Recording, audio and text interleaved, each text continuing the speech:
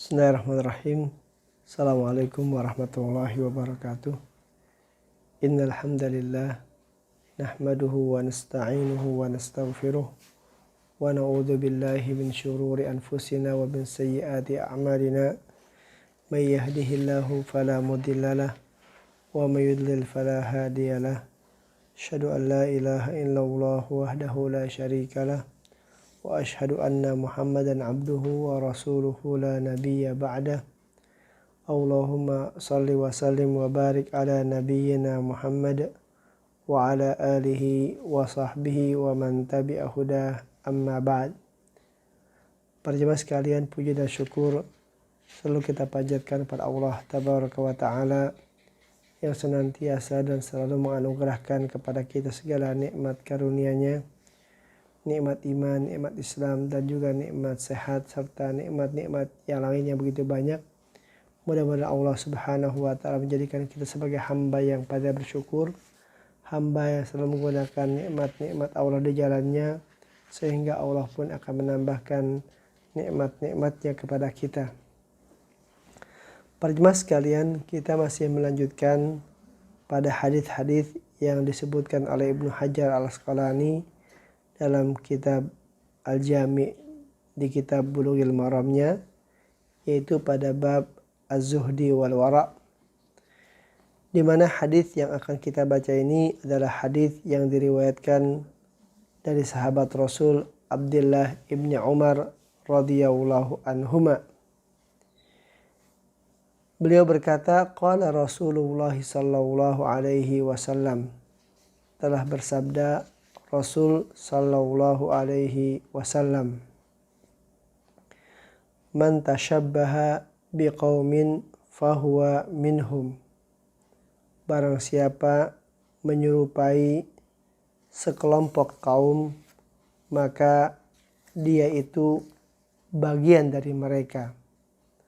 Akhrajahu Abu Dawud, hadis ini dikeluarkan oleh Abu Dawud, wa sahhahu Ibnu Hibban, dan disahihkan oleh Ibnu Hibban. Para jemaah sekalian,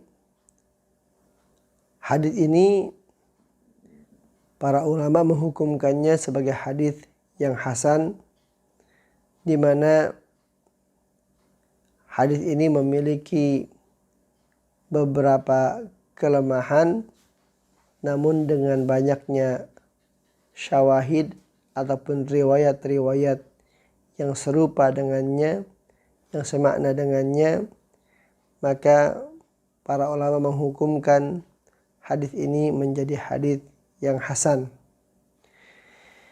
Di antara hadis yang menguatkan adalah makna hadis ini adalah hadis yang diriwayatkan dari sahabat Abdullah ibn Mas'ud radhiyallahu anhu. Dikatakan dalam riwayat beliau, man radiya amala qaumin kana minhum, barang siapa yang ridha dengan amal sekelompok kaum, kana minhum, maka orang itu adalah bagian daripada mereka. Jadi hadis ini semakna dengan hadis yang kita baca tadi, sehingga dengan banyaknya riwayat-riwayat yang semakna, maka para ulama menghukumkan hadis ini sebagai hadis yang hasan, yaitu hasan li ghairihi. Para jemaah sekalian, hadis ini dimasukkan oleh Ibnu Hajar Al-Asqalani rahimahullahu ta'ala di dalam kitab Az-Zuhdi wal Wara', sesungguhnya merupakan bagian dari bagaimana seorang mukmin itu hendaknya bersikap wara', yaitu meninggalkan segala sesuatu yang dikhawatirkan menimbulkan madarat untuk dirinya di akhirat. Di mana Rasulullah SAW telah menegaskan tadi dalam hadisnya, man tashabbaha biqaumin, barang siapa menyerupai sekelompok kaum, fahuwa minhum, maka orang itu merupakan bagian daripada mereka. Hadis ini memberikan isyarat kepada kita kalau ada sekelompok dari kaum muslimin di mana mereka ini berusaha untuk meniru-niru, menyerupai orang-orang kafir di dalam perkara-perkara yang menjadi kekhususan mereka. Ada perkara-perkara yang sifatnya umum, tidak menjadi kekhususan orang kafir. Maka hal itu kita tidak menjadi masalah untuk sama dengan mereka. Namun yang dilarang dalam Islam, yang dikatakan dalam hadis ini adalah kita menyerupai orang-orang kafir, di mana kita sebagai seorang muslim, seorang mukmin, dalam perkara-perkara yang menjadi kekhususan mereka. Baik dalam masalah berpakaian, dalam masalah bersikap, ataupun dalam gaya hidup yang lain yang menjadi kekhususan mereka. Penyerupaan kita secara zahir kepada mereka maka bisa mendorong kita menjadi serupa dengan dia dalam batin kita. Jadi kalau kita sudah menyerupai orang di luar Islam, orang kafir, sementara penyerupaan kita tadi itu secara zahir, bentuk zahirnya saja. Namun bentuk zahir yang kita lakukan menyerupai mereka tadi itu akan membawa kita menjadi kita itu menyerupai dia dalam hal batinnya juga. Sehingga akhirnya kita menjadi ridho, senang dengan pakaian yang mereka pakai. Kita ridho, kita senang dengan gaya hidup mereka. Kita senang dengan cara sikap mereka dan seterusnya. Para jemaah sekalian, hadits ini ketika Rasul mengatakan man tasyabbaha biqaumin fahuwa minhum, barang siapa yang menyerupai sekelompok kaum maka dia adalah dari mereka. Sesungguhnya dimasukkan dalam bab ini adalah dari bagian bahwa kita hendaknya bersikap wara', bersikap hati-hati, bersikap waspada dengan cara apa? Meninggalkan segala sesuatu yang bisa dikhawatirkan akan menimbulkan madarat, bahaya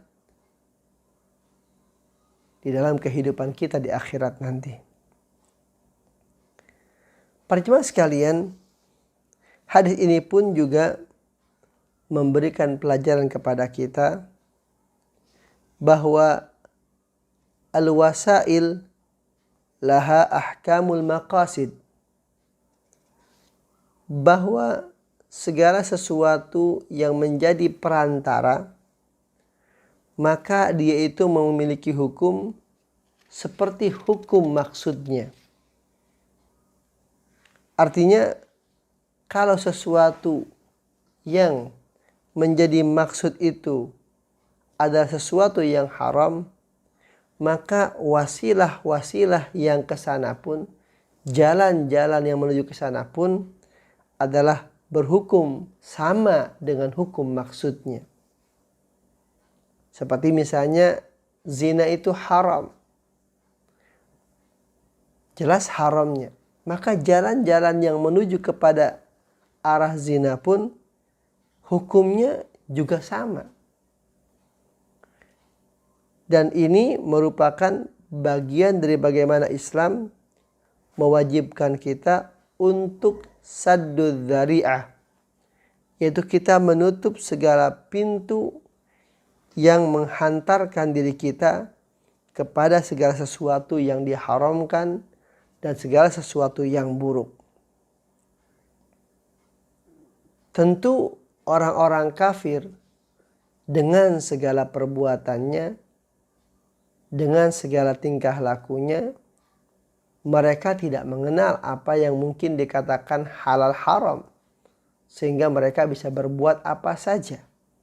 Sedangkan kita sebagai seorang muslim, memiliki aturan, ada yang boleh, ada yang tidak, ada yang halal, ada yang haram. Maka kita dibatasi dengan aturan tersebut. Para jemaah sekalian, segala sesuatu yang mengarah kepada yang haram tadi, maka Islam menutup pintunya. Ketika orang itu kafir, di mana dia mengingkari ajaran Allah, mengingkari ajaran Nabi Muhammad SAW, mengingkari Al-Quran, maka perbuatan mereka sesungguhnya pasti menyelisihi dengan apa yang menjadi tuntunan tersebut. Ketika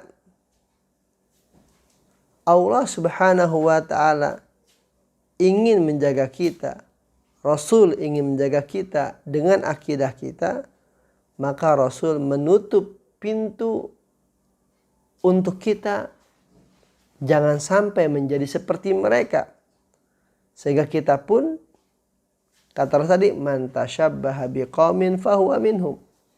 Barang siapa yang menyerupai sekelompok kaum, maka dia dari golongan kaum tersebut. Artinya Rasul ingin menutup kita untuk kita tidak menyerupai mereka, agar kita tidak menjadi bagian daripada mereka. Para jemaah sekalian, tentu ini merupakan bagian dari bagaimana Islam ingin menjaga kita dengan segala kebaikan.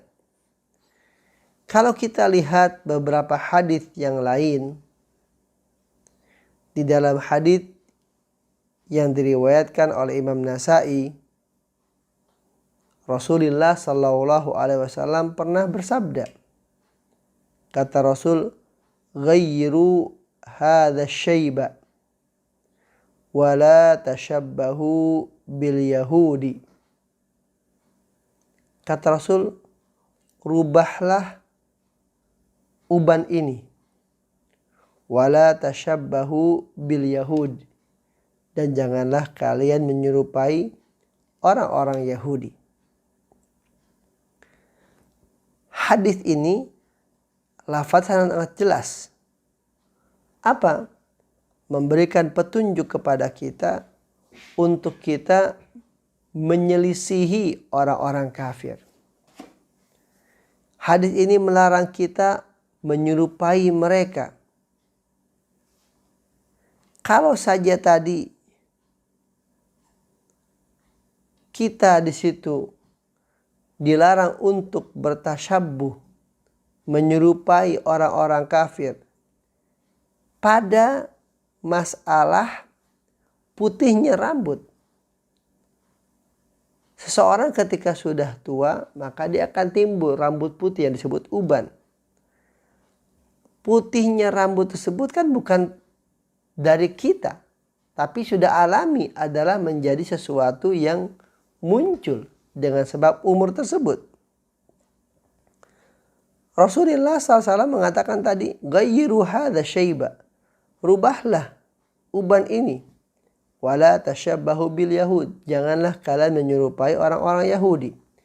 Kalau saja dalam masalah uban yang sesungguhnya bukan kehendak kita, bukan perbuatan kita, kita disuruh adalah menyelisih orang-orang Yahudi, maka tentu ini bermakna kita lebih utama untuk dilarang menyerupai mereka dalam perkara-perkara yang bukan adalah alami. Jadi kalau dalam masalah alami saja kita dilarang oleh Rasul untuk menyerupai mereka, maka dalam hal-hal yang sesungguhnya perbuatan kita yang kita adakan, tentu lebih utama untuk kita menyelisihi mereka, untuk tidak menyerupai mereka. Para jemaah sekalian, inti daripada hadis ini sesungguhnya adalah bagaimana para salafun salih mereka memberikan tuntunan kepada kita lewat hadis ini dan hadis-hadis yang lain untuk kita tidak menyerupai orang-orang Yahudi, orang-orang kafir, orang-orang musyrik di dalam hal-hal yang menjadi kekhususan mereka, karena hal itu dikhawatirkan akan membawa madarat kepada kita di akhirat nanti, dan ini bagian daripada sikap wara' yang harus kita miliki dalam kehidupan kita. Para jemaah sekalian, itu adalah yang dipahami dari hadis tersebut. Kita lanjut kepada hadis yang berikutnya, yaitu hadis yang diriwayatkan dari sahabat Abdullah ibn Abbas radhiyallahu anhuma, di mana beliau mengatakan, kuntu khalfan nabiyyi sallallahu alaihi wasallam yauman.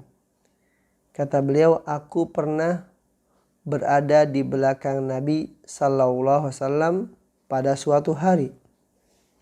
Faqala, kemudian Nabi berkata, ya gulam, wahai anak muda, ihfazillaha yahfazka, jagalah olehmu Allah, niscaya Allah akan menjagamu. Ihfazillaha tajidhu tujahak, jagalah Allah, niscaya engkau akan mendapatinya berada di hadapanmu. Wa idza sa'alta fas'alillah, apabila engkau meminta, maka mintalah kepada Allah. Wa idza ista'anta fasta'in billah, dan apabila engkau bermohon bantuan, maka bermohonlah kepada Allah Subhanahu wa taala. Rawahu Tirmidzi, hadis ini diriwayatkan oleh Imam Tirmidzi, wa qala hasanun sahih, dan beliau mengatakan hadis ini adalah hadis hasan sahih. Para jemaah sekalian, hadis ini dikatakan oleh Imam Tirmidzi hasanun sahih. Sering Imam Tirmidzi menggunakan bahasa hasanun sahih. Para ulama memberikan penjelasan kepada kita tentang hukum hadis dikatakan hasanun sahih. Kata mereka, apabila hadis tersebut memiliki dua jalan, memiliki dua sanad, maka ketika dikatakan oleh Imam Tirmidzi hasanun sahih, maka maknanya adalah menurut sanad yang A hadisnya hasan, menurut sanad yang B adalah hadisnya sahih. Sehingga beliau menggabungkan dua sanad tersebut sehingga dikatakanlah hadisnya hasanun sahih. Itu diantara makna yang disebutkan oleh para ulama bertalian dengan makna hadis hasanun sahih. Para jemaah sekalian, di dalam hadis Ibnu Abbas ini, Rasulullah sallallahu alaihi wasallam memberikan kepada kita wasiat lewat sahabatnya yang mulia Abdullah ibn Abbas, di mana kita mendapatkan di dalam hadis ini ada 4 poin dari potongan-potongan yang disebutkan oleh Rasul sallallahu alaihi wasallam. Pertama, kata Rasul kepada beliau, kepada Abdullah ibn Abbas, ya sesungguhnya ini juga wasiat untuk kita. Katanya, ihfadillah, jagalah oleh engkau Allah Subhanahu wa ta'ala. Tentu makna daripada ihfadillah, jagalah oleh engkau Allah Subhanahu wa ta'ala, Imam Nawawi mengatakan, hendaklah engkau menjaga perintah-perintah Allah dengan cara melakukan perintah-perintah tersebut. Dan hendaklah engkau menjaga larangan-larangan Allah dengan cara menjauhinya. Apabila kita melakukan hal itu, yahfadka, maka niscaya Allah Subhanahu wa ta'ala akan menjagamu. Fi taqallubatika, dalam seluruh gerak-gerikmu. Wa fi dunyaka, dan dalam kehidupan duniamu. Wa akhirataka, dan juga dalam kehidupan akhiratmu. Ini yang dijelaskan oleh Imam Nawawi rahimahullahu ta'ala terkait dengan makna ihfadzillaha yahfadka. Tentu setiap apa yang diperoleh seorang hamba dari bentuk ujian, dari bentuk musibah, sesungguhnya ini tidak lain adalah dengan sebab kita telah melalaikan perintah-perintah Allah Subhanahu wa ta'ala.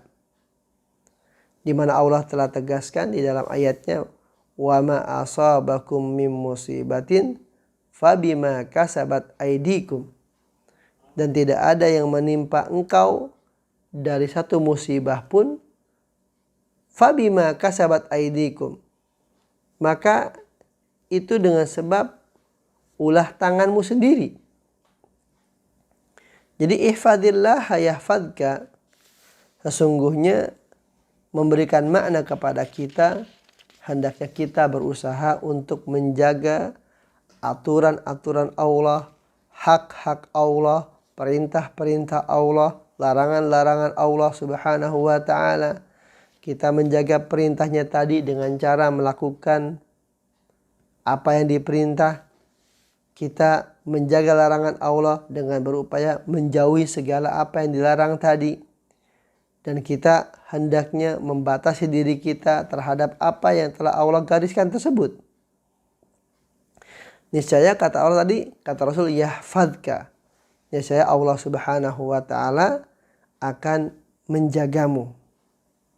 Di mana ini menunjukkan juga kepada kita bahwa al-jaza'u min jinsil amal. Bahwa balasan yang Allah berikan kepada kita itu sesuai dengan amalan yang kita lakukan. Kalau kita menjaga, maka Allah menjaga. Ya. Sebagaimana di dalam ayat Allah banyak sebutkan seperti itu. Di antaranya Allah mengatakan wa aufu bi ahdi ufi bi ahdikum. Hendaklah kalian memenuhi janji kalian kepada aku, kata Allah, ufi bi ahdikum, maka aku akan memenuhi janjiku kepada kalian. Jadi Allah membalas seperti yang kita lakukan. Ayat lain menyebutkan fadhkuruni adzkurkum. Hendaklah kalian ingat dengan aku, adzkurkum, maka aku pun akan ingat dengan kalian.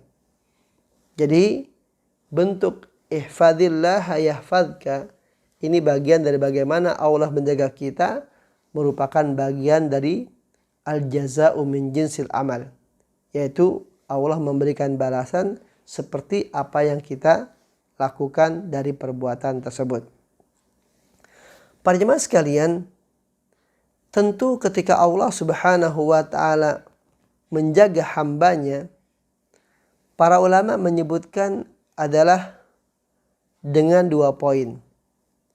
Yang pertama adalah menjaga hambanya tadi dalam kemaslahatan dunianya. Seperti misalnya Allah menjaga hambanya tersebut dalam raganya, badannya. Allah menjaga hamba tersebut pada anak keturunannya. Allah menjaga hambanya tersebut pada keluarganya, pada hartanya. Ini bagian dari bagaimana Allah Subhanahu wa ta'ala menjaga hamba tadi. Jadi katakan yahfadka, Allah menjagamu. Bagaimana Allah menjagamu? Yaitu Allah menjaga apa yang menjadi kebaikan kita di dunia. Dari segi tubuh kita, anak keturunan kita, keluarga kita, harta kita. Ya.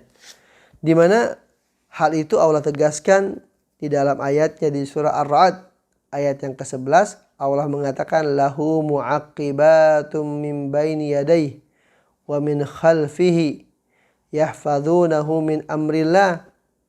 Di mana Allah Subhanahu wa ta'ala akan menjaga hambanya tersebut dengan malaikat-malaikatnya yang berada di hadapannya, di belakangnya, di mana mereka ini, para malaikat tadi, menjaga hamba Allah tersebut min amrillah, dari segala apa yang menjadi ketentuan-ketentuan Allah Subhanahu wa ta'ala.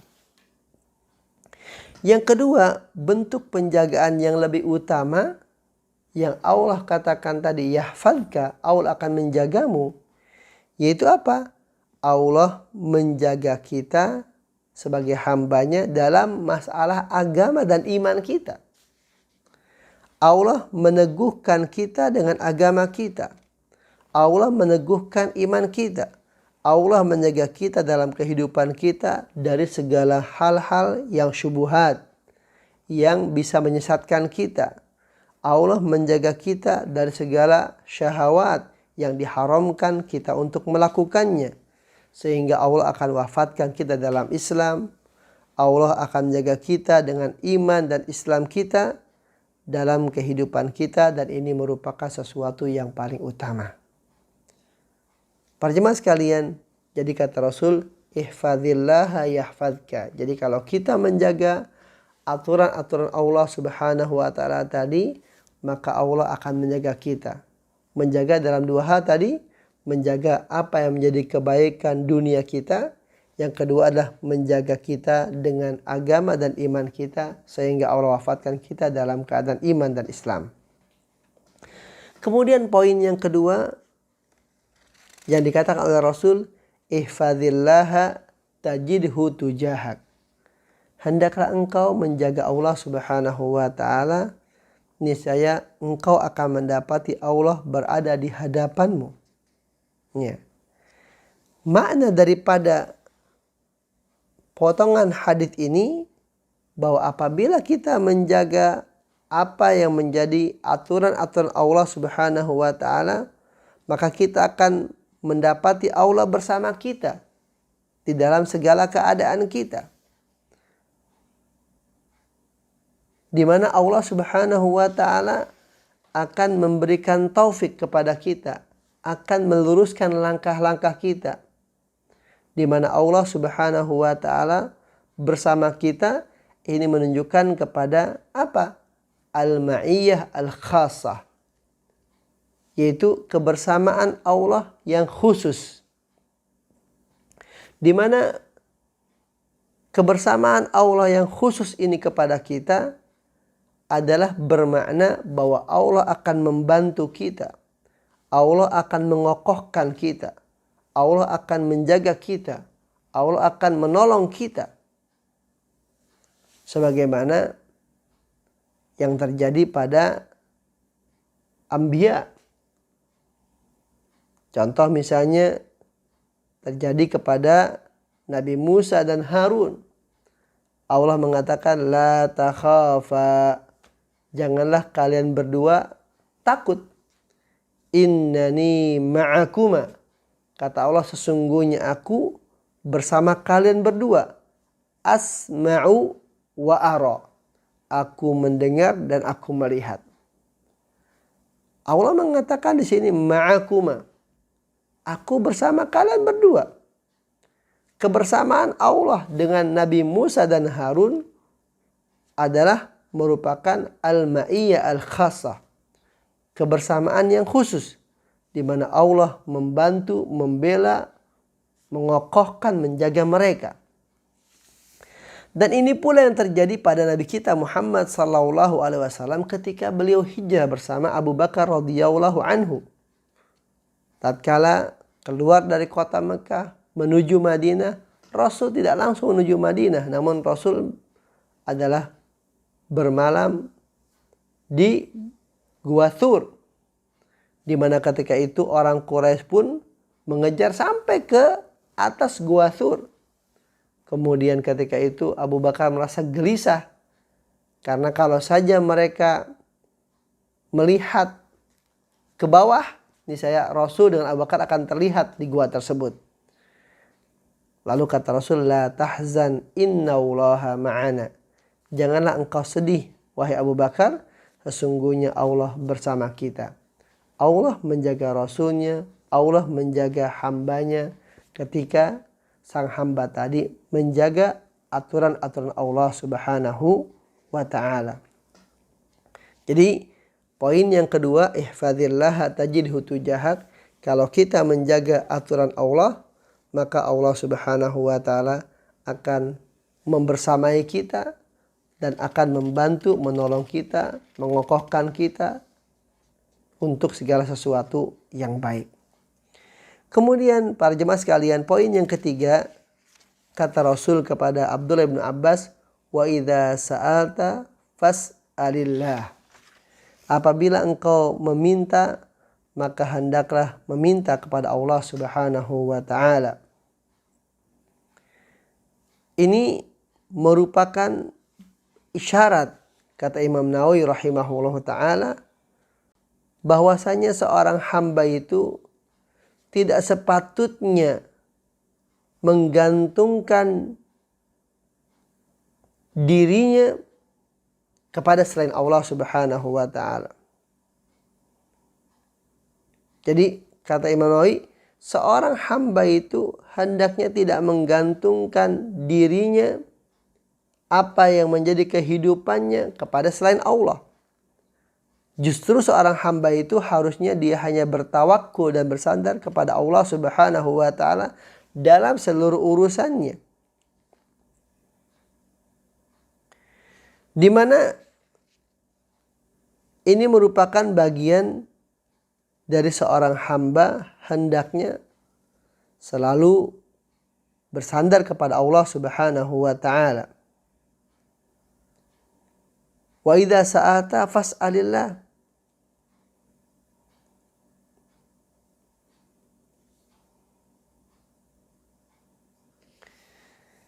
Seorang muslim di dalam kehidupannya tentu dia ingin sehat, di mana mungkin terkadang dia sakit. Maka ketika dia sakit, tidak ada yang bisa menyembuhkan dia kecuali Allah Subhanahu wa taala. Maka mintalah kepada Allah Subhanahu wa taala. Ketika dia mungkin tidak paham akan sesuatu, dia butuh ilmu, maka hendaklah dia minta kepada Allah Subhanahu wa taala. Bersandar kepada Allah Subhanahu wa taala. Rabbi zidni ilma. Berdoa kepada Allah untuk bisa ditambahkan ilmu. Ya. Jadi para jemaah sekalian, hadits ketika mengatakan wa idza sa'ata fas'alillah, apabila engkau meminta maka mintalah kepada Allah Subhanahu wa taala. Ini memberi isyarat kepada kita hendaknya kita selalu menggantungkan diri kita kepada Allah Subhanahu wa taala. Tidak bersandar kepada makhluk. Tentu makna hadits ini bukan berarti kita tidak boleh minta kepada orang lain sesuatu. Tidak. Itu boleh, ya kan? Apabila dalam hal-hal yang memang orang itu bisa memberikan kepada kita. Katakan si fulan punya sesuatu, kita minta dari dia sesuatu yang dia miliki. Boleh tidak? Boleh. Tidak mengapa. Selama itu adalah masih dalam hal-hal yang normal yang dia bisa memberikan kepada kita. Tapi kalau kayak tadi misalnya kita sakit, tentu dia tidak bisa memberikan kesembuhan kepada kita. Hatta dokter sekalipun nggak bisa memberikan kesembuhan kepada kita. Dia hanya bisa memberikan mungkin resep, obat dan seterusnya. Adapun kesembuhan kita minta kepada Allah Subhanahu wa taala. Kemudian potongan yang terakhir, kata Rasul, wa idasta'anta fasta'in billah. Apabila engkau bermohon bantuan, maka bermohon bantuanlah kepada Allah Subhanahu wa taala. Imam Ibnu Rajab rahimahullahu taala mengatakan, potongan hadis idza sa'ata fas'alillah wa idasta'anta fasta'in billah, sesungguhnya ini adalah merupakan potongan hadits yang semakna atau yang diambil pokok dasarnya adalah dari ayat iyyaka na'budu wa iyyaka nasta'in, di mana kita selalu berdoa kepada Allah Subhanahu wa taala, sebagaimana kita pun juga selalu bermohon bantuan hanya kepada Allah Subhanahu wa taala. Doa merupakan ibadah, ya kan? Maka tidak boleh kita palingkan kepada selain Allah Subhanahu wa taala. Ya. Para jemaah sekalian, di dalam hal-hal yang bertalian dengan urusan-urusan dunia di mana kita bisa masih bermohon bantuan kepada saudara kita, kawan kita, teman kita, adik kita, keluarga kita, tentu tidak bertentangan dengan hadis ini. Wa idza sta'anta fasta'in billah. Ini terkait dengan hal-hal yang di luar kemampuan manusia.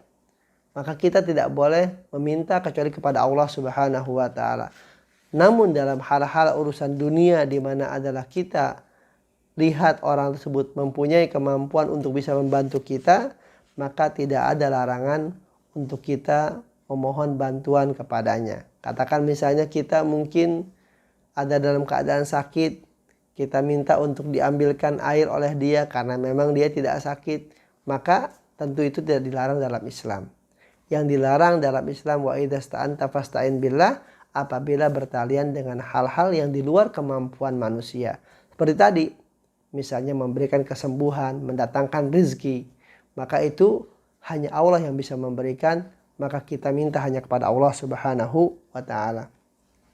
Para jemaah sekalian, ya, hadis yang kita baca tadi yang pertama adalah sesungguhnya memberikan kepada kita tentang bagaimana kita hendaknya tidak menyerupai orang-orang kafir, baik dia Yahudi, Nasrani ataupun Majusi, dalam hal-hal yang menjadi kekhususan mereka, karena itu bisa membawa madarat kepada kita di akhirat, yang sesungguhnya adalah itu bagian daripada wara. Sedangkan hadis yang kedua yang kita baca tadi adalah merupakan bagian dari bagaimana Allah Subhanahu wa taala Rasulnya ingin menjaga kita, memberikan kebaikan kepada kita, sehingga diperintah kita untuk menjaga aturan Allah, sehingga Allah akan menjaga kita. Kita menjaga aturan Allah sehingga Allah akan membantu kita dan bersama kita. Kemudian kita hendaknya selalu bergantung dan bersandar hanya kepada Allah Subhanahu wa taala di dalam mendatangkan segala yang baik dan menghindarkan diri kita dari yang buruk, karena tidak ada yang bisa mendatangkan kebaikan kepada kita, tidak ada yang bisa menghindarkan kita dari keburukan kecuali hanya Allah Subhanahu wa taala, sehingga kita hanya bersandar kepada Allah. Idza sta'anta fasta'in billah. Idza sa'alta fas'alillah. Para jemaah sekalian, mudah-mudahan Allah Subhanahu wa taala memberikan kekuatan kepada kita untuk selalu tawakul kepada Allah Subhanahu wa taala, untuk kita bisa selalu menjaga segala aturan Allah Subhanahu wa taala, sehingga Allah akan menjaga kebaikan untuk kita di dunia dan di akhirat. Demikian, subhanaka rabbi hamdik, asyhadu an la ilaha illa anta, astaghfiruka wa atubu ilaika. Assalamualaikum warahmatullahi wabarakatuh.